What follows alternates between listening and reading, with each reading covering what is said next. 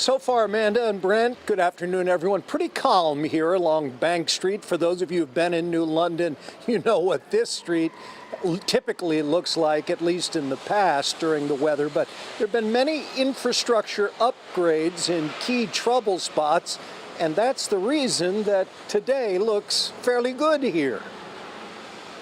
For years, cars were swallowed up along Bank Street in New London due to drainage issues, but not any longer thanks to work carried out by a private contractor. They've done a very good job in replacing the major pumps for discharging the water off of Bank Street. That same contractor is also teaming up with the city to keep stormwater grates free of debris, especially fallen leaves. As the leaves come down and they wash off of the yard and they wash into the street, then they head right for the storm drain. So it's going to be a never-ending process. But some who work on the water remain tied down due to this nor'easter. Bureau of Aquaculture will shut down all the beds. The Briar Patch Shellfish Company farms and harvests clams, oysters, and scallops from Milford to Stonington. Down at our end of the sound, we have the influence of the Housatonic River, we have the influence of the Quinnipiac River,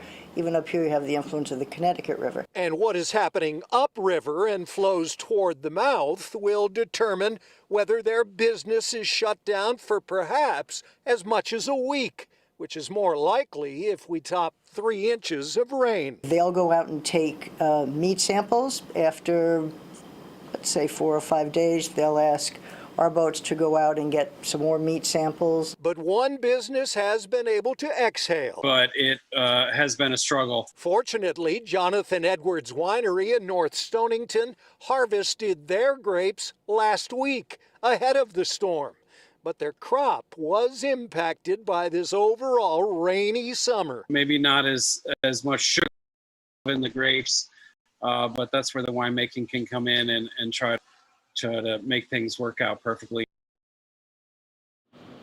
And a very positive outlook there by Jonathan, who said that the 2020 vintage during last year's dry growing season is absolutely marvelous, and we can soon look forward to that. Always nice to end a cruddy weather segment on some positive wine news whenever I can fit it in. We're live in New London. Tony Terzi, Fox 61 News.